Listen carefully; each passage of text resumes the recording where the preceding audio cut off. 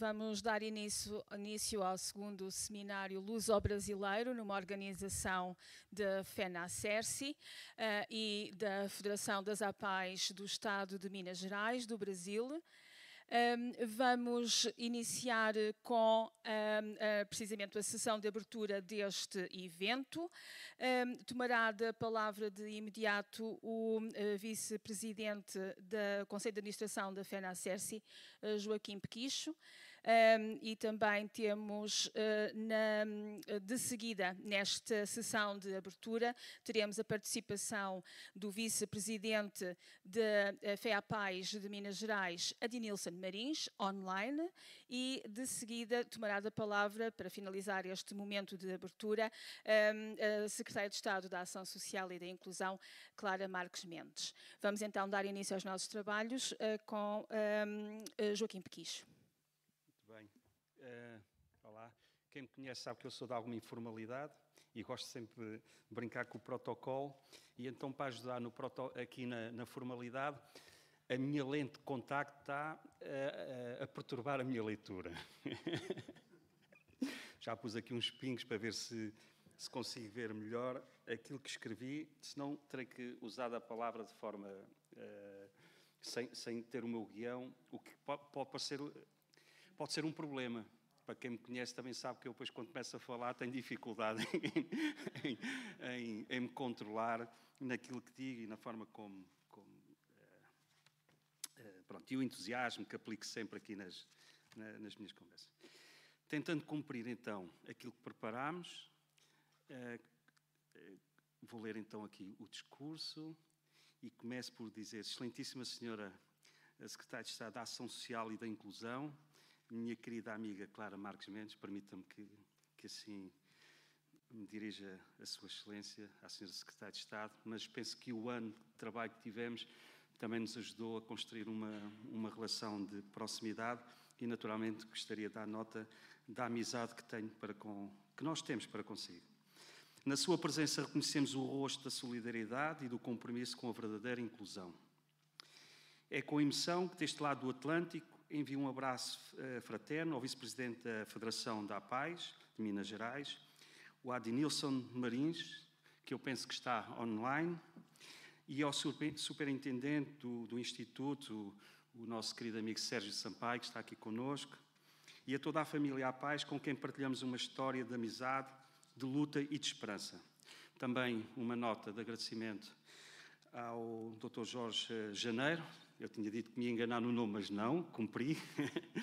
Obrigado também por nos ter dado acesso a este magnífico auditório e esta magnífica infraestrutura. Dou nota disso. Temos aqui um património fantástico para eventos futuros. Um abraço saudoso ao Eduardo Barbosa. Os colegas do Brasil sabem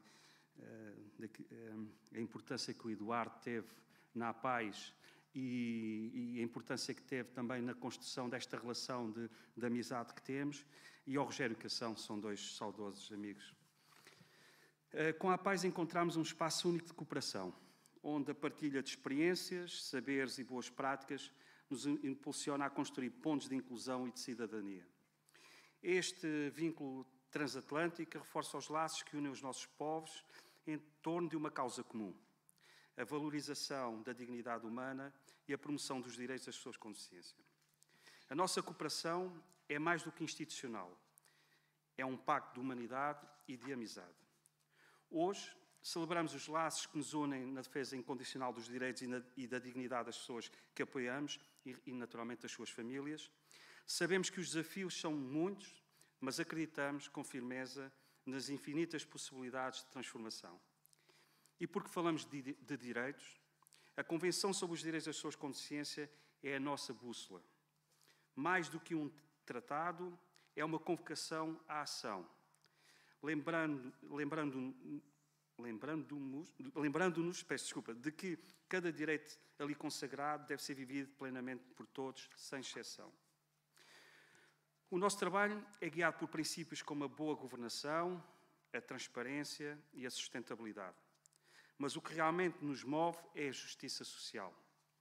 É o compromisso com um futuro onde todos tenham voz, escolha e oportunidades iguais, um futuro onde a dignidade não seja privilégio, mas um direito garantido. A inclusão não é apenas um objetivo, é uma missão de vida. Este seminário marca um ponto de encontro, um momento de renovação de compromissos, de co-construção e da partilha dos saberes. Ao refletirmos sobre o envelhecimento das pessoas com deficiência, devemos ir além da identificação de obstáculos, precisamos construir soluções. Garantir cuidados de saúde que sejam adequados, respostas sociais sustentáveis e uma atenção especial aos desafios como a demência e o diagnóstico duplo, que entendemos que é urgente e essencial. A inclusão comunitária das pessoas que apoiamos é mais do que um objetivo, é também uma missão de vida. Garantir a autonomia e a autodeterminação das pessoas com deficiência é devolver-lhes o que é seu por direito, a capacidade de sonhar, de escolher, de viver plenamente. E sabemos que isso só é possível quando são ouvidas, respeitadas e apoiadas na construção das suas próprias jornadas de educação, de formação profissional, de emprego, entre outras dimensões. Que este encontro nos lembre que nenhum passo é pequeno quando caminha em direção aos direitos sociais. Que o nosso trabalho continue a ser movido pela esperança, aquela que acredita num impossível e transforma em realidade. A todos os nossos parceiros, aos nossos amigos de sempre, ao Carlos Veiga, à Paula Campos Pinto, ao Américo Mendes, ao Sérgio Sampaio, à Fabiana, que eu identifico sempre como a nossa Fabiana. Eu quando fui ao Brasil, a Fabiana dizia sempre, imagina, né? A gente disse, vamos para a direita, e ela disse, imagina. Ela usa muito o imagina. E eu partilhei aqui com os colegas que aprendi uma nova palavra que é imagina, né? Imagina, só que... E então os colegas só constataram que a Fabiana está sempre a dizer imagina, porque ela até nas conversas do WhatsApp escreve imagina. A gente diz obrigado, e ela imagina. E então Fabiana, ficaste, a nossa Fabiana, imagina. Não leves a mal, mas é também, sabes, é a amizade que nos une, por isso. E aos nossos amigos, e aos novos amigos, que já sentimos como nossos, deixando o nosso profundo reconhecimento e gratidão. Que este abraço de amizade e de esperança nos inspire. Muito obrigado a todos e temos 2 jornadas de trabalho, hoje e amanhã. Esperamos que mais se juntem a nós e espero que seja uma jornada enriquecedora para todos. Naturalmente, Sr. Secretário de Estado, ficamos muito honrados com a sua presença e, mais uma vez, o nosso agradecimento. Muito obrigado.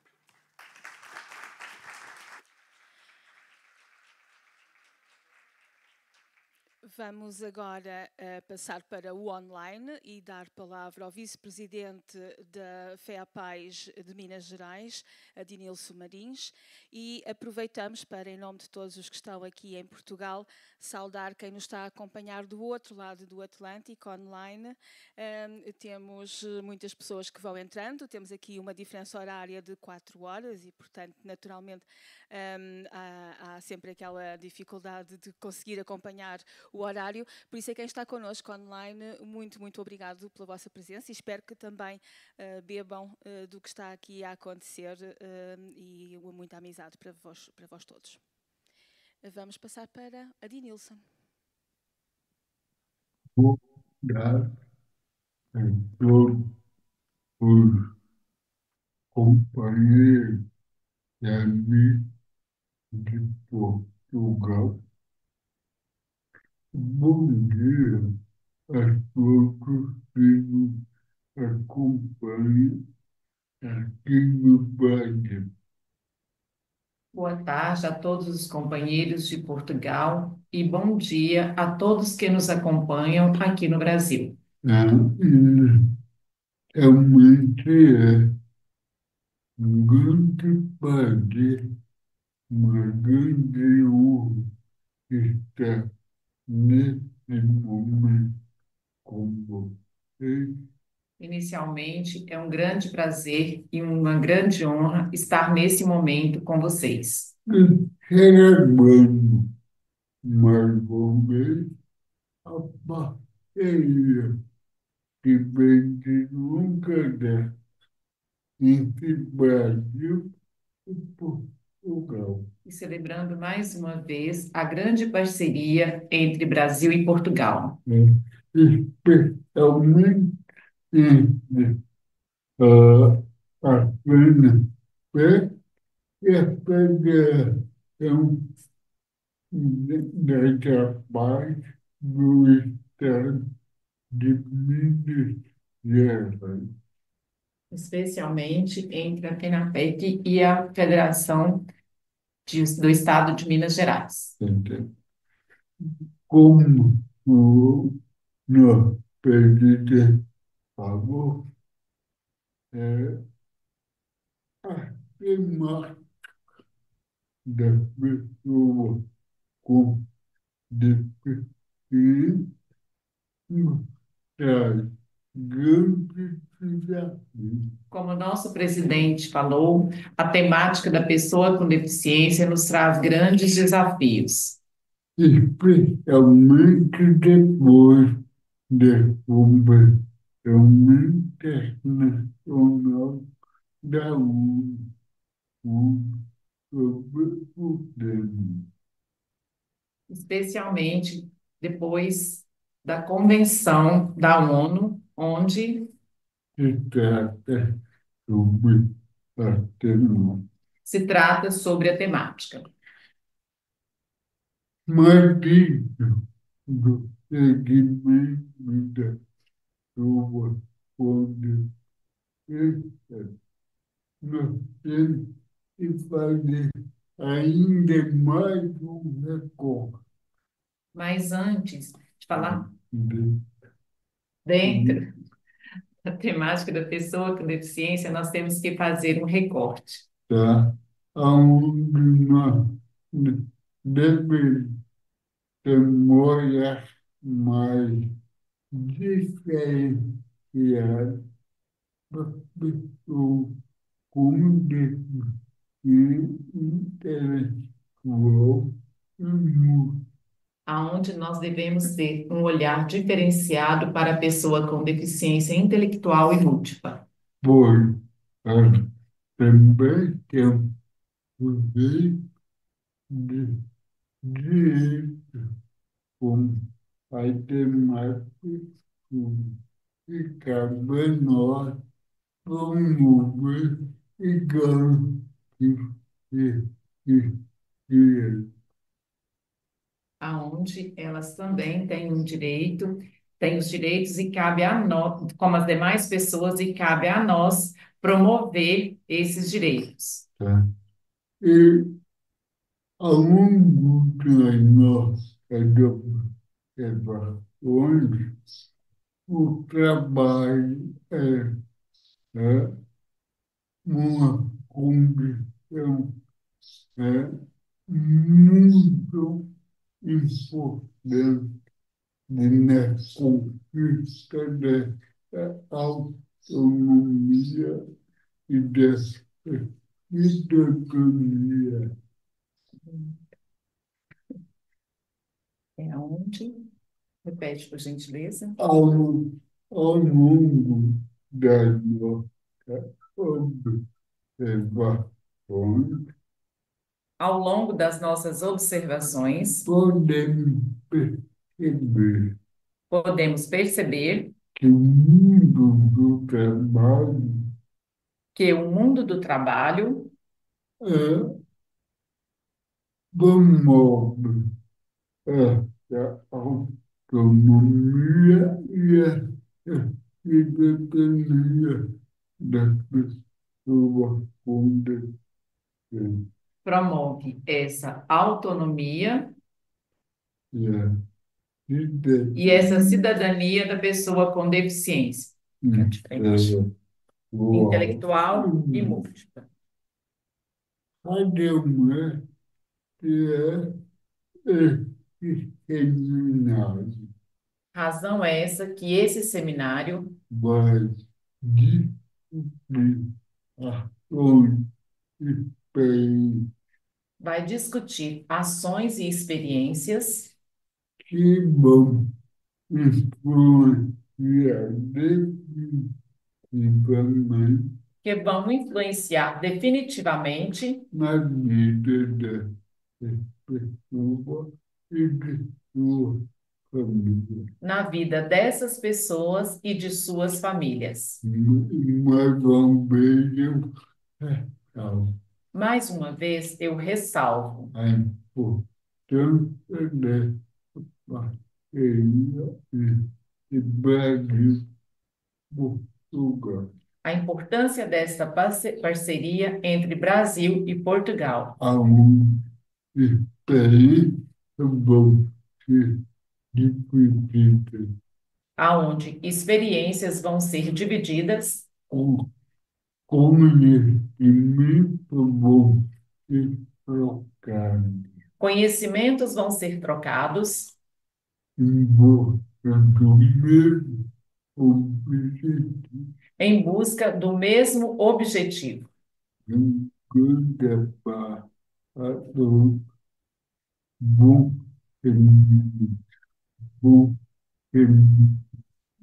Um grande abraço a todos, bom seminário a todos nós. Abraço. Um abraço.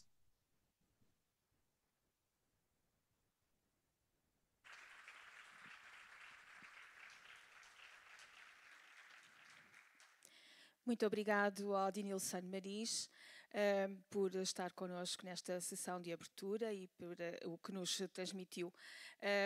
E vamos finalizar esta sessão de abertura com a tomada da palavra da Senhora Secretária de Estado da Ação Social e da Inclusão, Clara Marques Mendes.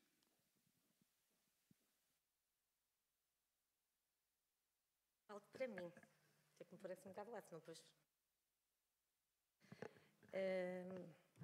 Muito boa tarde a todos. Eu também não sou de grandes formalismos, mas naturalmente quero começar por felicitar a realização deste evento, deste seminário luso-brasileiro, cumprimentar a FENACERSI por esta organização e na pessoa de Joaquim Pequisto também, que posso considerar, dizer de facto, ao longo destes meses de trabalho temos construído uma amizade e une-nos muito a preocupação num trabalho que seja de facto um trabalho de inclusão e que nos une de facto essa vontade de fazer desde logo cumprir a Convenção sobre os Direitos das Pessoas com Deficiência.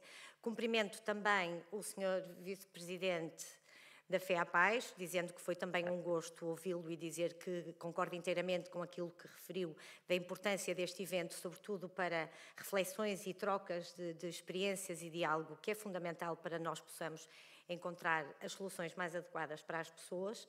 É precisamente isso, é o diálogo. E cumprimento também o Sr. Dr. Jorge Janeiro, a quem também digo que é um gosto vir aqui. É a primeira vez que venho a estas instalações e, portanto, também este momento se torna um momento muito importante por estar nesta casa tão relevante para todos nós. Eu tenho aqui, e portanto, nestas pessoas, cumprimento todos, instituições, profissionais, cumprimento todos que aqui estão e todos que, ao longo destes 2 dias, vão trabalhar para encontrarem soluções. Eu desde já devo dizer o seguinte, eu não vou poder ficar, naturalmente devem compreender, não vou poder ficar a acompanhar os trabalhos, mas há aqui sempre uma preocupação da minha parte e da preocupação do meu gabinete, em que depois as conclusões dos trabalhos que são realizados nos cheguem, porque nós temos efetivamente esta forma de trabalhar. É que nós estamos a trabalhar para as pessoas, mas não faz sentido trabalhar para as pessoas sem envolvermos as pessoas. E, portanto, é neste diálogo que vocês, ao longo destes 2 dias, vão ter, que nós vamos, efetivamente, perceber aquilo que temos que trabalhar e que fazer. Eu tenho aqui algumas notas que queria, apontei mesmo estas notas, porque há aqui aspectos que eu vos quero efetivamente, ou seja, não quero deixar de os referir. E um primeiro aspecto é começar por dizer que há uma grande preocupação deste Governo, em reconhecer o excelente e importante trabalho que fazem as instituições com as pessoas e melhorando a vida das pessoas com deficiência, desde várias áreas, em vários setores da atividade e, portanto, nós, Governo, consideramos que, efetivamente, o que as instituições fazem é o verdadeiro serviço público. Ou seja, estas instituições estão a substituir-se ao Estado, não falham às pessoas e dão às pessoas as respostas que as pessoas precisam. Portanto, o Estado tem de assumir que o este é o trabalho das instituições, mas que o Estado tem responsabilidade na ação social. E, portanto, se o Estado tem responsabilidade e assume essa responsabilidade através do acordo de cooperação com o setor social, mas, efetivamente, nós ouvimos durante anos e anos e anos o setor a dizer que aquela que é a comparticipação do Estado, o apoio financeiro do Estado, não é justo nem é adequado. Nós fizemos um trabalho desde a primeira hora, que envolveu todas as áreas do setor social, constituí um grupo de trabalho. Devo desde já dizer, quando eu disse que ia constituir um grupo de trabalho, várias foram as pessoas que disseram assim, pronto, lá vem mais um governante que quando não quer fazer, constitui grupos de trabalho. E eu, e o Joaquim, porque isto está aqui, que não me deixará mentir, eu disse assim, este grupo de trabalho foi constituído para durar 3 meses. Em 3 meses eu quero uma solução. E qual era a solução que eu queria, que nós queríamos, para quê? Para fazermos o caminho seguinte, que era fazer aquilo que não tinha sido feito. Mas se houvesse vontade, nós trabalhássemos dia ou noite, nós em 3 meses íamos conseguir, como conseguimos, que era avaliar cada resposta social e verificar efetivamente o custo dessa resposta social, para que assim nós pudéssemos saber qual é a comparticipação que o Estado deve dar para que seja justa e adequada. E foi esse trabalho que fizemos e que resultou numa atualização extraordinária. Logo em outubro, entretanto, meteu-se ali o mês de verão, tivemos a preparar, a ver exatamente de que forma é que deveríamos fazer e fizemos a atualização em 4 respostas sociais, mas verificamos desde logo o seguinte, é assim, se nós estamos a fazer uma atualização extraordinária porque, efetivamente, reconhecemos que a comparticipação que está a ser feita, que está a ser dada ao setor, não corresponde, não é justa e adequada, então há outra coisa que nós temos que fazer, que é manter, consolidar este apoio que foi dado, o extraordinário 3,5% em 4 respostas. Lar residencial, ERP, apoio domiciliário e centro-dia. E manteve-se. Depois disto, continuamos o nosso trabalho e culminou há 2 semanas no acordo de cooperação para 2025-2026, sendo que 2025 já tem os valores atualizados, que vai ser pago agora em abril. E para vos dizer o quê? Se nós não tivermos instituições robustas, com sustentabilidade e apoiadas verdadeiramente, nós não estamos a olhar para as pessoas que precisam destas instituições. E, portanto, isto era um ponto de honra para este governo, era e continua a ser um setor que vai contar sempre com este governo. E nós, naturalmente, temos eleições, vai continuar sempre a contar connosco. Porque eu devo dizer o seguinte, eu já antes defendia isto, antes mesmo de estar nestas funções. Eu já defendia isto, naturalmente, nestas funções, mantendo a coerência, não poderia atuar de outra forma. E o Sr. Primeiro-Ministro também já disse o seguinte, em 2025 nós vamos ter uma lei de financiamento do setor social. Mas nós já temos, porque é fácil, já temos as bases. Nós já encontramos uma fórmula que permite que o impacto do salário mínimo nacional, que era algo que as instituições diziam, e com toda a razão, o impacto do salário mínimo, o impacto da inflação, que se reflete a janeiro de cada ano e durante os 12 meses do ano, tem que ser, desde logo, já encontramos a fórmula, para encontrarmos uma forma objetiva de certa forma, neutralizar esse impacto, e é uma coisa que, assim, não vai ser mais como era no passado, que as atualizações se fazem no final do ano, com efeitos retroativos a janeiro. Se as instituições, a partir de janeiro, estão a sofrer esses impactos, é em janeiro que tem que se fazer as atualizações. E, portanto, esta vai ser sempre a nossa forma de trabalhar. E depois dizer-vos o seguinte, não é só a parte financeira, sendo esta muito importante, não é só a parte financeira para o que nós temos de olhar. Nós temos de olhar e temos que perceber se aquilo que está escrito na Convenção dos Direitos das Pessoas com Deficiência, se aquilo que está escrito na legislação nacional sobre a garantia dos direitos das pessoas com deficiência está a ser cumprido. Eu já sabia, eu já acompanho estas matérias há muitos anos, esta área há muitos anos, e já sabia que, efetivamente, há muitas situações em que, por exemplo, vou dar aqui alguns exemplos, o sistema de produtos de apoio, estamos a falar de cadeiras de rodas, estamos a falar de camas articuladas, estamos a falar de fraldas, estamos a falar de vários serviços, de vários produtos de apoio. Nós já sabíamos que havia, efetivamente, atrasos na atribuição. Mas confesso que não se via grande preocupação de agilizar este processo. Nós temos um processo extremamente burocrático. Nós temos várias entidades envolvidas, entidades financiadoras de produtos de apoio, e assistimos, não raras vezes, que umas empurram para as outras. e anda o cidadão de um lado para o outro, desde logo para instruir um processo. Não pode ser.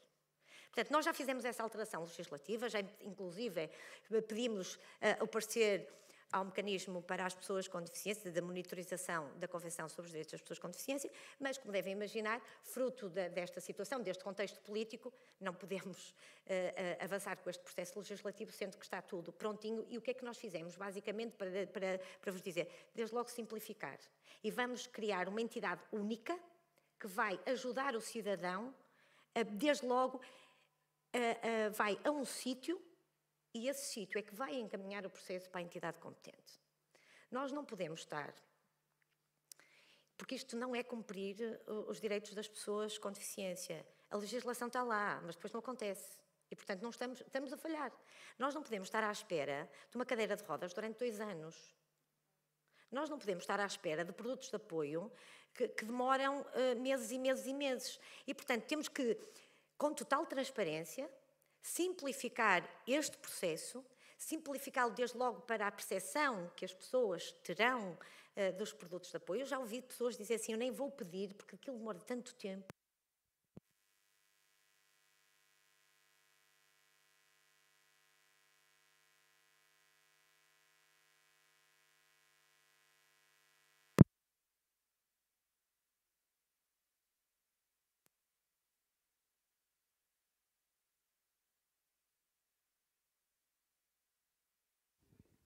Um, dois, experiência. Força. Mas então eu até falo assim, pronto, tá.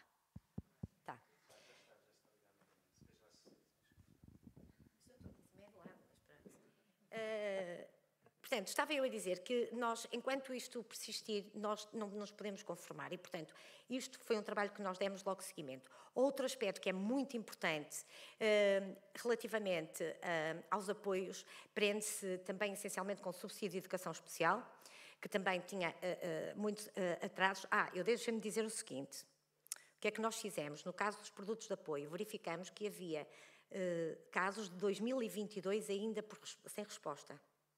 E a situação era, não há cabimento orçamental. Pois bem, nós fizemos um reforço de 16 milhões de euros para fizemos um levantamento de todas as situações e até 31 de agosto de 2025 ficou tudo em ordem. Agora já está um novo reforço, um novo despacho para o ano seguinte, porque, assim, nós temos que ser coerentes com aquilo que temos na legislação. Nós não podemos ter uma legislação que diz que as pessoas têm direito àquela e à outra resposta e depois estamos a ser nós a criar um conjunto de entropias e a resposta não chega. O mesmo fizemos relativamente ao subsídio de educação especial e esse posso-vos dizer, processo legislativo mais atrasado, porquê? Porque, entretanto, constituímos um grupo de trabalho que terminou e que nos deu as nossas conclusões para nós começarmos a legislar e, portanto, foi nesta fase que terminamos o processo. Mas estamos a resolver outras coisas. Olha, temos para resolver a portaria. Eu devo dizer que as RAI, as Residências de Autonomização e Inclusão, encontramos uma situação na legislação que era a seguinte. Um T1 tinha que ter, só podia ter uma pessoa, um T1, e tinha que ter 2 casas de banho. Assim, é verdade, ainda está assim. Foi-nos denunciada essa situação. Nós fomos perceber o racional, porque às vezes podemos não estar a entender porque é que não havia racional. Portanto, brevemente teremos a alteração legislativa. Isto vai permitir com que as instituições possam aumentar a sua capacidade e chegar a mais pessoas. Portanto, esta alteração também é em vigor. Alteramos o regime do cuidador informal, porque o cuidador informal, ao contrário do que muitas vezes se pensa, não é apenas para as pessoas idosas. O cuidador informal é para as pessoas idosas, para as pessoas dependentes, portanto, para as pessoas com deficiência. Havia uma questão que era logo uma entrave a ser cuidador, que tinha que ser familiar. Nós sabemos, e eu particularmente sou de uma região mais do norte, onde há imensas pessoas que são cuidadores na prática, mas como não são família, não podiam ter o estatuto de cuidador informal. E, portanto, é só andar pelo terreno, é andar pelo nosso território, é falar com as instituições e perceber que não está correto. E, portanto, fizemos essa alteração e agora já temos a possibilidade de quem não é familiar poder também ter o estatuto de cuidador informal e facilitamos o processo. Desde logo, no início do processo, é atribuído o estatuto provisório, o estatuto de cuidador informal provisório, para quê? Para resolvermos aqui uma dificuldade que as pessoas nos faziam chegar, que é a dificuldade que as pessoas tinham de instruir o próprio processo. E então passa a ser atribuído um profissional de referência que vai ajudar a instruir o processo à pessoa que vai cuidar. Mas, muito rapidamente, estamos em ponto final de alteração da Lei das Acessibilidades e dizer-vos o seguinte. A Lei das Acessibilidades vai ser uma realidade, no sentido em que nós temos que ser mais proativos no que diz respeito à fiscalização. É como digo muitas vezes, há um sentimento de impunidade relativamente ao cumprimento das acessibilidades. E isso não pode continuar. Estamos também a rever as regras do CACI, que é uma preocupação que nos foi sinalizada. Eu tive a oportunidade de prorrogar o prazo para a adaptação das regras até novembro de 2025, porque estávamos a rever as regras, o trabalho está praticamente feito, pronto, mais uma vez a conjuntura não permite avançar muito mais, mas no sentido de adaptar-nos à realidade aquilo que eram as regras, porque nos era dito muitas vezes que aquelas mudanças não tinham grande adesão à realidade. E basicamente é este o trabalho que nós temos realizado, que fizemos em 11 meses, no sentido de cumprir aquilo que é a Convenção dos Direitos das Pessoas com Deficiência e dizer-vos o seguinte, nós temos uma estratégia nacional para as pessoas com deficiência que termina agora em 2025. Nós já tenho apelado várias vezes e este também será um momento para que nós possamos incluir nesta estratégia muitos dos temas que aqui estão. É o emprego, é o envelhecimento das pessoas com deficiência, é a autodeterminação, é a inovação e tudo isto são temas que têm de estar na estratégia de uma forma clara, objetiva e com objetivos realistas. Porque a estratégia que nós temos atualmente tem dificuldade de implementação e está muito aquém daquilo que deveria estar, porque, desde logo, é, de certa forma, bastante irrealista, e atenção, isto foi dito muito por instituições que nos fizeram chegar isto, e depois é uma narrativa tão redonda que depois às vezes a gente não sabe o que é que aquilo quer dizer, como é que aquilo se traduz em prática. E foi por isso que nós começamos a estabelecer estas prioridades, que foi as prioridades de revisitar a legislação do CACI, de revisitar a legislação da RAI, e portanto, à medida que fomos falando, que fomos ouvindo, nós fomos fazendo este nosso trabalho. E, portanto, termino, não vos maço mais, dizendo que este espírito de diálogo que estabelecemos desde o primeiro dia com as instituições e esta amizade aqui com a Joaquim Pequicho surge precisamente nestas minhas funções, porque efetivamente foram muitas horas a trabalharmos em conjunto, em representação com os demais setores sociais e dizer-vos o seguinte, contem, mas contem sempre connosco. Nós não conseguimos resolver todos os problemas da noite para o dia, mas estamos a fazer um caminho e esse caminho nós queremos fazê-los convosco, porque nós queremos que vocês, quando vejam a legislação e quando vejam as coisas a acontecer, se sintam parte da solução que foi criada.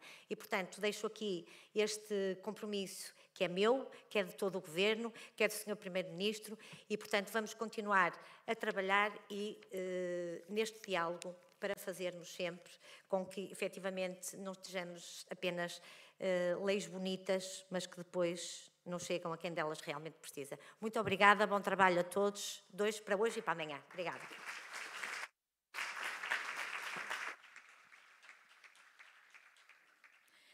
Vamos então fechar esta sessão. Vamos fechar esta sessão de abertura, agradecendo a todos os que nela participaram. E vamos fazer a mudança de cenário, passando para a conferência de abertura e chamo para o palco a nossa conferencista, a doutora Luísa Martins Fernandes. Vamos então seguir os nossos trabalhos com a conferência Impactos da Qualificação e Emprego de Pessoas com Deficiência, da Autodeterminação à Vida Independente. A moderação estará a cargo de Edgar Pereira.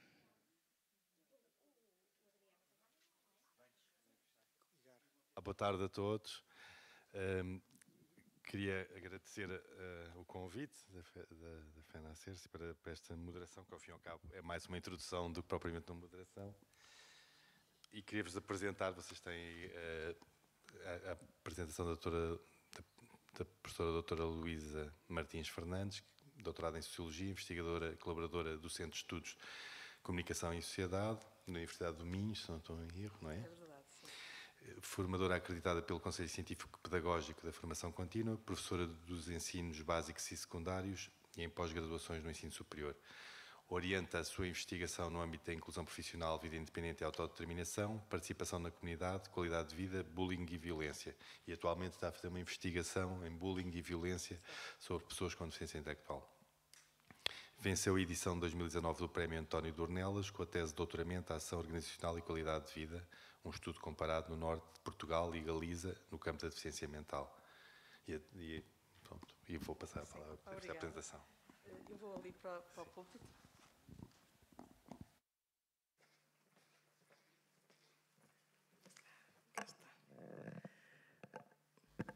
Boa tarde a todos. Quero começar por dizer-vos que é uma honra estar aqui convosco, uma honra o convite que me fizeram. Quero dizer boa tarde a quem está aqui, mas também bom dia a quem nos ouve do Brasil.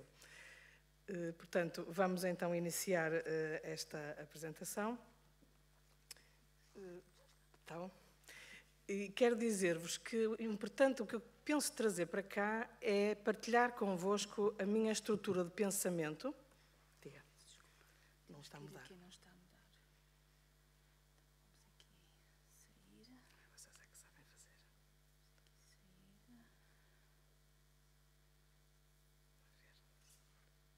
Sair. Não. Já está. Obrigada. Tá?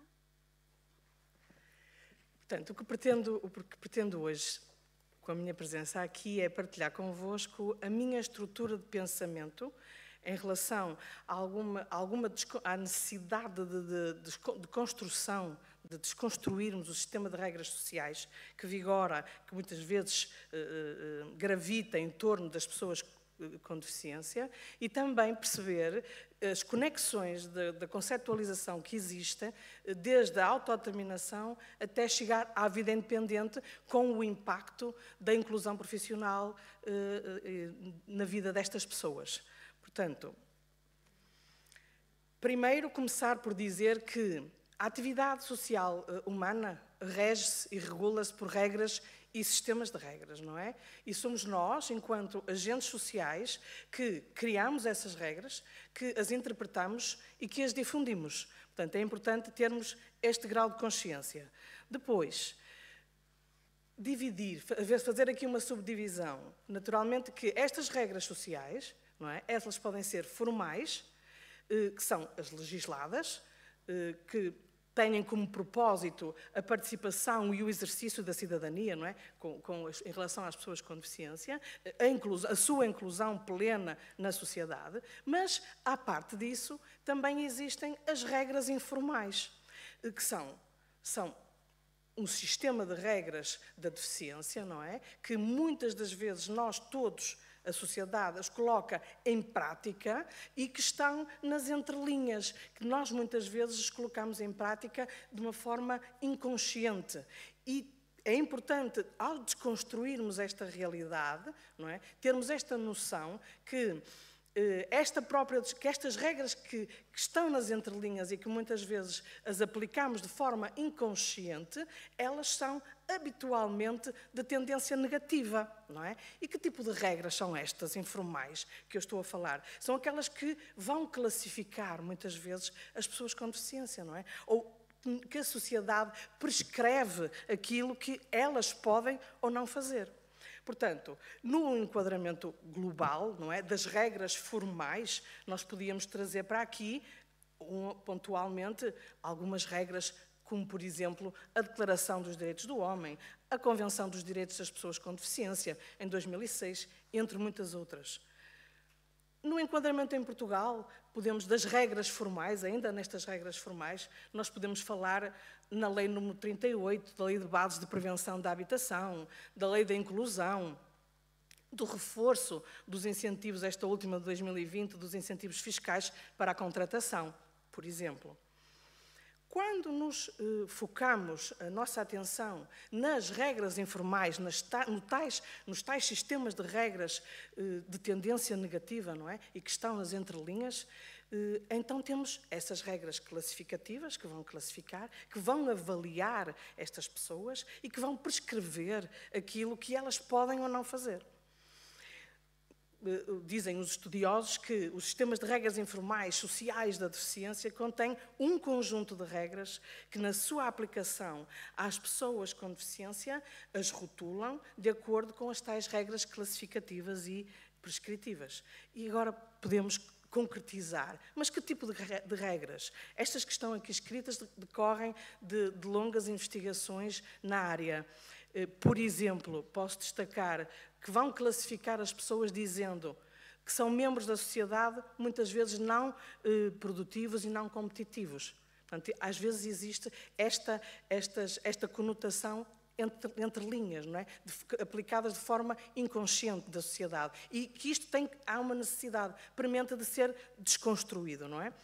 Que não têm direito à opinião, nem o direito a se fazerem escutar. Portanto, isto tem que ter muita força para ser desconstruído na sua plenitude.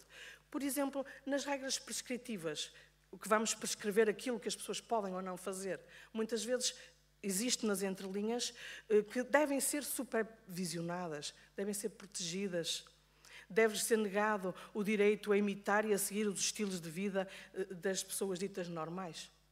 Portanto, é importante, primeiro, ter esta consciência de que temos que desconstruir este sistema de regras, não é? Este sistema de regras informais. E depois fazer a ponte para a conceptualização, portanto, desconstruir as regras e aplicar, portanto, os conceitos, interligar os conceitos, por forma a que cheguemos à inclusão, ao impacto da inclusão profissional. Como é que o podemos fazer? Durante a formação e a reabilitação profissional, pode ser desenvolvida o quê? A autodeterminação. O que é isto de autodeterminação? Sermos o agente causal da nossa própria vida, sem influências externas. Então temos autodeterminação, pode gerar autonomia. A autonomia, maior conhecimento do que é que a sociedade coloca ao nosso dispor, da forma como nós podemos utilizar o que a sociedade coloca ao dispor de todos os cidadãos. Então isso vai implicar o quê? Um maior conhecimento do meio onde a pessoa está inserida, não é? Um maior conhecimento, uma maior participação, que também se espelha através da autodeterminação e da autonomia. Aquilo que eu quero fazer, onde quero fazer, eu sei onde procurar, o que vou fazer. E depois, ao longo da formação profissional e da inclusão do mercado laboral, não é? Isto vai fazer conexões com o quê? Com a vida independente, que também pode ser trabalhada durante todo este processo. Como pagar a renda, como fazer um arrendamento, como ir ao cinema, como organizar as suas despesas. Portanto, estas conexões é importante termos a noção dos conceitos e como é que eles se interrelacionam e, do todo, termos a desconstrução destas regras sociais informais. Portanto, no caso da autodeterminação, posso destacar que numa conduta autodeterminada a pessoa deve ser o agente causal primário, como eu já tinha referido, portanto, haver uma consciência de direitos, depois as competências decisórias, a autoadvocacia, muito importante, e uma liderança inclusiva. Passamos para a conexão com o conceito de participação. Participação na comunidade. Naturalmente que a participação diz respeito a um envolvimento das pessoas numa situação de vida real, portanto, e para ela ter esse envolvimento tem que ter autonomia e tem que ter autodeterminação na sua escolha, não é? Pode ser exercida em diferentes ambientes e na Convenção dos Direitos das Pessoas com Deficiência, portanto, em 2006, não é? No seu artigo 29º e 30º, está lá em vigor portanto, isto é um direito, a participação é um direito. Vida independente também está presente na Convenção no seu artigo 19º, é reconhecido então o direito destas pessoas a viver de forma independente e como estamos a conectar estes pensamentos, estes conceitos,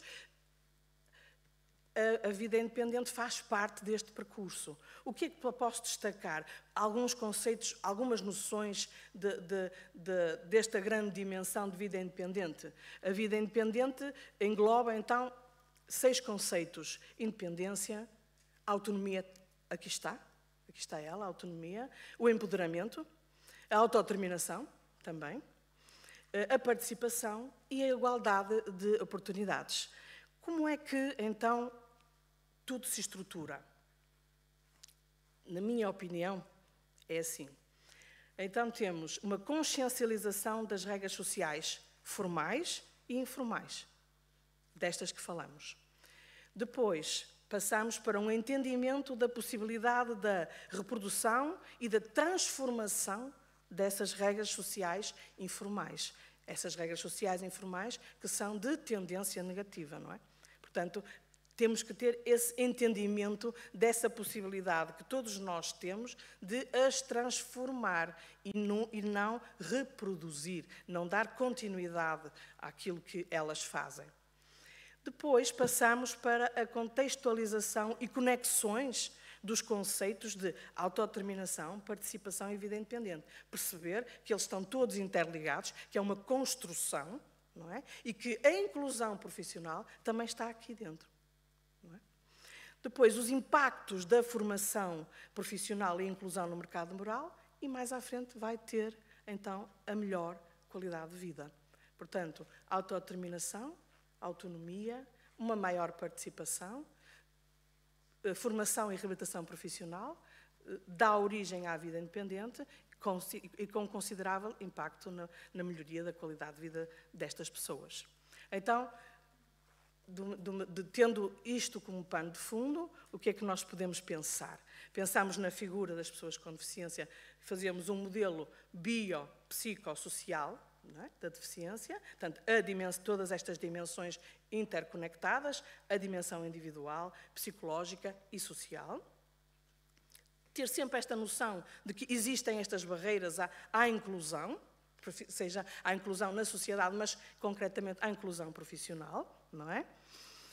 Que tipo de modelos é que temos, que respostas é que temos na sociedade para a inclusão, para a formação e para a inclusão profissional? Temos o emprego protegido, o emprego apoiado, o emprego regular.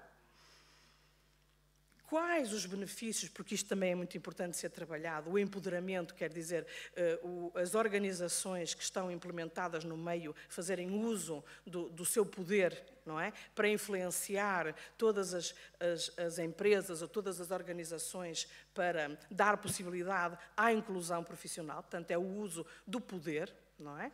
E então, como? Portanto, equipas heterogéneas que promovam a inovação e criatividade, a produtividade, maior envolvimento e comprometimento com os objetivos, uma cultura inclusiva, a reputação, o reconhecimento social e valorização, não é? Com a aquisição, a inclusão profissional. Alguns impactos também trago para aqui dos estudos em que participei, com o professor Carlos Veiga, alguns impactos da inclusão profissional, algum entendimento que com os rendimentos estáveis, portanto, destas investigações, verificamos que há um aumento das aspirações, portanto, destas pessoas, acompanhando o imaginário da população portuguesa, não é? De que fazemos todos parte, e que se materializa em ter casa, carro, melhores salários, viajar, portanto, a situação de sermos incluídos profissionalmente tem um impacto na vida de todos nós e que gera expectativas, porque temos um trabalho assalariado e gera expectativas de vida, que acontece a todo cidadão. O ingresso no mundo do trabalho enquanto fator de aproximação à normalidade, também se verifica isso. O emprego, que é um alicerce e um contributo para a felicidade, como é para todos nós, e o emprego também é um motor gerador de mudanças reais, mas, ao mesmo tempo, ilusórias, que tornam o objetivo em subjetivo. aos olhos de quem as vive e sente que pequenas mudanças são como grandes conquistas. O impacto natural que acontece na qualidade de vida das pessoas, o fortalecimento da autoestima, o sentido de propósito, acordar de manhã e ter um propósito de vida, a realização pessoal, a estruturação das rotinas diárias, termos rotinas, o desenvolvimento da identidade profissional, a ampliação da rede de contactos nas relações interpessoais, não é? A formação de vínculos, de alguns vínculos que possam ser significativos, isto é fundamental. As mentorias e acompanhamentos, a ampliação dos contactos, que já tinha referido.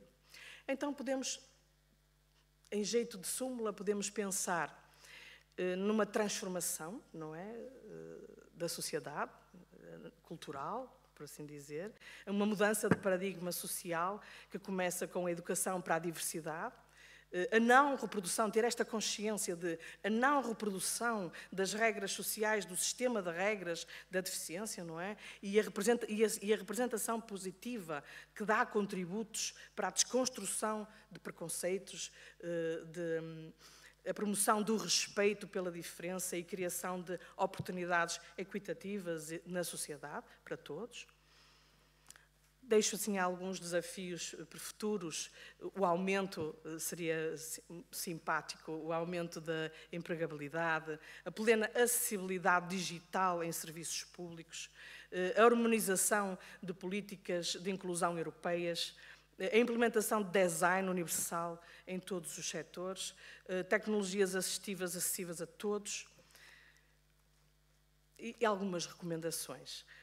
Para os empregadores, a implementação de políticas de recrutamento inclusivo e adaptações razoáveis. Para as organizações de formação e reabilitação profissional, seria importante criar cursos adaptados às necessidades do mercado de trabalho e muitas vezes até pensar portanto, no local onde eles estão inseridos, portanto, fazer, e eu penso que fazem muito bem isso, a prospecção das respostas que são necessárias onde estão implementados. E para entidades públicas, desenvolver programas de incentivo e fiscalização efetiva. Para a sociedade civil, promover campanhas de sensibilização e participação ativa.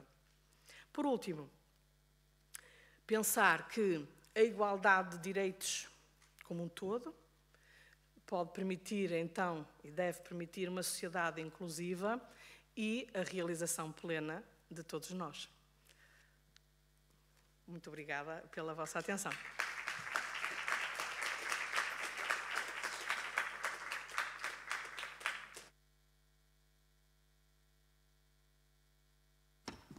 Muito obrigado, Luísa. Espero que tenham percebido que eu fui para ali, porque não consegui ver a apresentação, não é? Isso era muito interessante. E queria perguntar se há questões. Eu vou começar já, não precisa que a primeira questão é sempre mais complicada. Ia perguntar, estava a ouvir a apresentação e estava a pensar que a questão das regras sociais, das formais e das informais, a Luísa estava a dizer com muita razão que temos de desconstruir as regras informais que são prejudiciais à imagem que a pessoa com deficiência tem pela sociedade, mas estava preocupado com a notícia que eu vi esta manhã de que a Embaixada dos Estados Unidos estava a enviar cartas às empresas que contrata para dizer que não podiam ter políticas de diversidade, equidade e inclusão. E estava a pensar que isso já vai contra regras formais que existem, não é? E que não... Pronto, ainda é tudo muito fresco, mas não se vê reações do ponto de vista formal. E como é que nós combatemos isto quando estamos preocupados e bem com as regras informais, mas neste momento até as regras formais parece que estão a ser atacadas? Sim, é verdade. Sim, as regras formais estão a ser, portanto, a nível mundial, não é? Estão a ser atacadas, mas se trabalharmos as regras informais, não é? E elas ganham força, não é? Portanto, em vez de reproduzirmos esse impacto das regras que depois vai dar às regras formais, se tivermos uma atitude transformadora das regras informais, porque na verdade as regras formais podem surgir das regras informais, não é? Portanto, então, se vamos ter uma atitude transformadora, que assim deve ser, terá, depois mais à frente, impacto na mudança das políticas e da forma de olhar a sociedade, não é? De uma forma transformadora e não reprodutora. Portanto, na minha ótica será assim. Portanto, o trabalhar tem que ser nestas regras informais que muitas vezes todos nós pomos em prática e nem damos por ela. Muitas vezes não nos apercebemos desta sua proteção, dessa supervisão, ou há muitas vezes a nossa consciência discursiva não está muito bem em consonância com a consciência prática, não é? Portanto, uma coisa é aquilo que dizemos e outra coisa é aquilo que fazemos verdadeiramente, não é? Portanto, acho que... Não sei se esclareci. Respondeu perfeitamente e é verdade que essa parte é o mais importante. Tens a doutora Adalberta ali a pedir o microfone.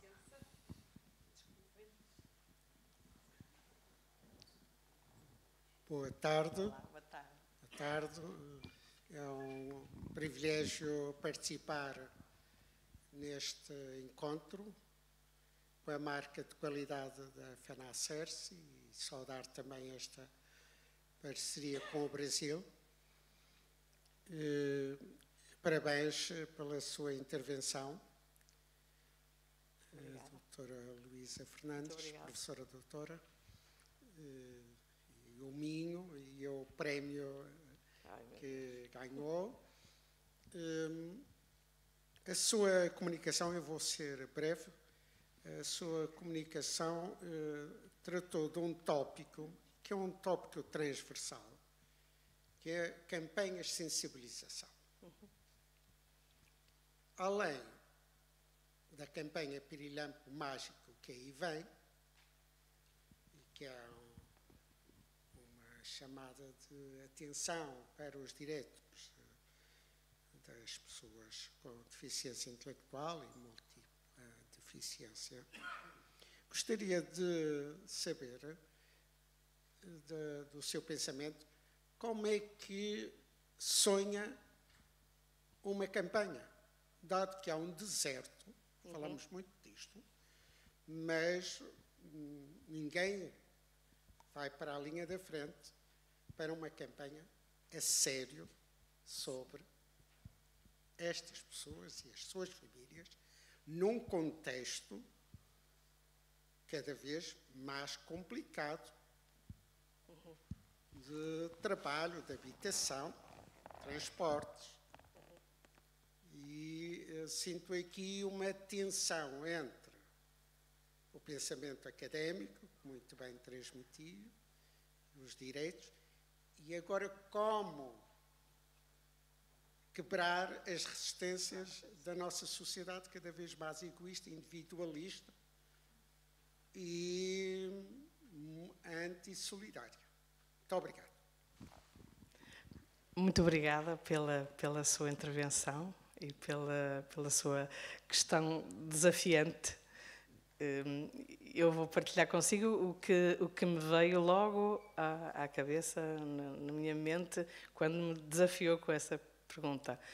Acho que uma boa campanha de sensibilização, para mim, teria que, portanto, ela estar ativa em várias áreas da sociedade.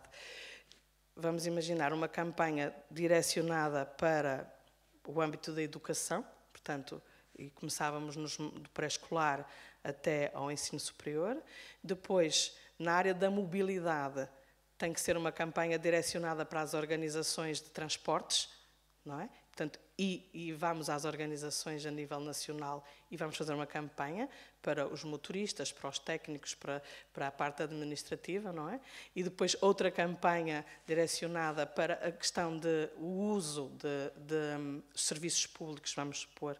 Então vamos para as organizações direcionadas nesse âmbito e fazemos uma campanha direcionada. Portanto, na minha ótica seria campanhas direcionadas para as diversas áreas de possível desenvolvimento ou impacto, não é? Pode ser a mobilidade, pode ser o uso dos serviços públicos, pode ser no ambiente escolar, no ambiente, seja ele qual for, não é? Portanto, ou até no ambiente do uso de museus, do uso de espaços públicos, etc. Portanto, seria direcioná-las e, portanto, entrar pelas organizações ou instituições por forma a que elas respirem essa campanha. Obrigada eu. Doutora Luísa, só mais uma questão aqui de uma participante e vou-lhe passar. Está bem? Obrigada. Olá. Olá. Eu chamo-me Sara, sou assistente social no Centro de Reabilitação Profissional da CERSI Zimbra e neste momento estou a fazer a minha dissertação de mestrado sobre o impacto da formação profissional na autodeterminação de pessoas com deficiência intelectual. E a minha pergunta, porque nós todos, pelo menos quem trabalha na área da reabilitação profissional, sabemos que o IFP nos impõe aqui uma data de regras, por assim dizer, que temos que ter, que os formandos têm que ter formação com aquele referencial, de X a X horas, que neste caso o assistente social, o psicólogo e a equipa técnica servem para determinadas funções. E a minha pergunta, além da missão óbvia que é a formação profissional, que é a inclusão no mercado de trabalho e a independência deles, o que é que nós podemos fazer de diferente? Porque eu efetivamente acredito muito que a formação profissional, pelo trabalho que nós fazemos na instituição, tem muito poder nesta autodeterminação deles, mas eu gostava de saber, não só da doutora Carla, não é? E dos colegas que estiverem presentes, o que é que nós podemos fazer diferente? O que é que podemos fazer além daquilo que o IFP diz que nós podemos fazer? Obrigada pela sua intervenção. Vamos lá ver o que é que se pode fazer de diferente. Vai-me pôs-me a pensar. Sim, está bem. O que é que pode fazer de diferente? Por exemplo, durante a formação profissional, não é? Portanto, muitos ensinamentos, não é? Muitas competências são transmitidas aos formandos, certo? A todos os níveis, não só a nível laboral, certo? É a nível também do saber estar, o saber utilizar tudo o que a sociedade nos coloca ao dispor também, não é? O saber organizar uma vida, as rotinas diárias, etc. Portanto, isso também faz parte, não é? A partir do momento... Isso também é desenvolvido, não é? Ao longo do processo da pessoa, não é? Desde que nasce e que faz o seu percurso escolar, não é? Através dos contactos que vai tendo com os diferentes atores que vai encontrando no caminho, não é? Muitas competências vão sendo acionadas nesse sentido, não é? Mas quando passa, depois da escolaridade obrigatória, não é? E há um perfil para ter a formação e reabilitação profissional e são incluídos nessas organizações e, portanto, aí também existe essa preocupação, não só a nível de trabalho, mas também a nível de comportamentos, de trabalhar como se relacionarmos, como estar, não é? Como utilizar os transportes, por exemplo, não é? É importante haver um treino mais intensivo das experiências que eu tenho, das investigações que tenho feito com o professor Carlos portanto, já durante muitos anos. Por exemplo, mais treino intensivo, por forma a que as pessoas, quando saem das organizações, não é? Saibam reproduzir no meio onde eles estão inseridos, no ambiente dito normal, aquilo que aprenderam dentro da organização. Não é? Imaginem que aprendeu a ir ao cinema, porque isso também é um impacto, não é? A pessoa vai ter um trabalho, vai ser assalariada e pode, na sua autodeterminação, ter um prazer de gastar uma parte do seu dinheiro ir ao cinema, por exemplo. Mas se ela na organização foi ensinada a ir ao cinema em grupo, vamos supor, não é? E não foi ela que fez os trocos, ou nem sabe, nem percebeu muito bem onde é que é o guichê para comprar o bilhete, não é? Ou onde é que vamos comprar a comida antes de vamos todos comer à zona da restauração, não é? Mas não tem isso como prática muito trabalhada. Ou quem diz isto diz também, por exemplo, o trajeto casa-trabalho, trabalho-local de lazer, por exemplo. Estes trajetos, muitas vezes, às vezes, não são tão trabalhados como nós gostaríamos que fosse. Portanto, para mim, seria colocar em prática, mais vezes, essas interações com o meio exterior, por forma a abrir horizontes, e quando ele se desligar das organizações, ter o poder, não é? Ter esta capacidade de reproduzir na sua plenitude, se quiser ou não, porque ele também pode estar condicionado com o meio onde ele está inserido e pode só reproduzir o que o ambiente familiar faz, não é? E não ir para além, e se for redutor, não vai para além daquilo, não é? Mas ter pelo menos essa ferramenta, não é? Para quando sai da organização, ter esta possibilidade de... Foi muito trabalhado, portanto, eu sei fazer esta atividade de ócio, de lazer, eu sei ir até entrar num autocarro e quero ir até à praia, eu sei fazer isso, portanto, eu sei ter essas portanto, é mais treino de práticas. Não sei se fui de encontro ao que... Eu só queria acrescentar mais uma parte, porque a formação é a área onde eu tenho trabalhado desde o século passado, e só para dizer que aqui posso parecer que estou a fazer de defesa do IFP, mas na verdade o IFP nos percursos C dá-nos uma liberdade brutal para fazermos todo o tipo de formação, porque podemos construir qualquer módulo de formação que queiramos, e nós já no século passado, né, que já sou um bocadinho entrado, já fazíamos muitas destas atividades de treino de transportes, de fazer a seleção do que é que vão comer quando estão no exterior, ou de fazer formações no estrangeiro, muito intensivo, e nós podemos construir tudo. Por outro lado, os referenciais, quando estão publicados no catálogo, permitem fazer uma parte também muito importante, que é a qualificação, e neste momento a dupla qualificação, inclusive é de nível 4, ou seja, para os nossos colegas do Brasil, que equivale ao 12º ano, ou seja, equivale à formação antes de ir para a universidade. E isso é uma vantagem muito grande, porque também nos permite que todas as pessoas tenham a mesma capacidade de aceder e que não estejam em percursos, que sejam percursos paralelos. Isto também é muito importante, nós não colocarmos as pessoas pelas características que têm percursos paralelos que depois não permitem aceder e que os põem às vezes em becos sem saída. E por isso o que eu sinto com a experiência que tenho é que nós, mesmo num referencial que seja muito categorizado ou que tenha todos os detalhes escritos, nós temos sempre a capacidade de, sei lá, estamos a dar competência digital, mas não temos a dar a competência digital com o computador à frente, podemos dar a competência digital num terminal de multibanco, porque não deixa de ser um terminal digital, ou com o telemóvel, e estar com o telemóvel a fazer uma aprendizagem de como usar uma aplicação, sei lá, do SNS Saúde, qualquer coisa daquelas que todos vamos precisar durante o dia, mas acho que há muito desta liberdade. Se me permitem, nós estamos em cima da hora só um bocadinho, porque entretanto ia pôr à consideração da doutora Luísa fazerem mais uma questão que, portanto, foi sinalizada, desde que haja este compromisso que não nos vamos esticar muito mais no tempo, temos a plenária 1 já a seguir, ok? E portanto eu vou passar aqui a... Peço imensa desculpa. Era só para responder aqui e o Dr. Edgar, na sua primeira questão, antes de mais agradecer a sua apresentação, é sempre muito importante ouvir estas abordagens, mas o Dr. Edgar, na sua primeira questão, levantou aqui uma questão muito pertinente e que nos preocupa a todos sobre as políticas de EI dos Estados Unidos, e eu só queria fazer um comentário. Sim, e que me sensibilizou. Hoje de manhã estava com um grupo de estudantes de ensino superior, e uma das pessoas disse que era contra as políticas de integração. Portugal, o grupo português, era contra as políticas de integração, porque quanto mais falamos, políticas de inclusão, as políticas de inclusão, quanto mais falamos em inclusão, mais praticamos essa inclusão.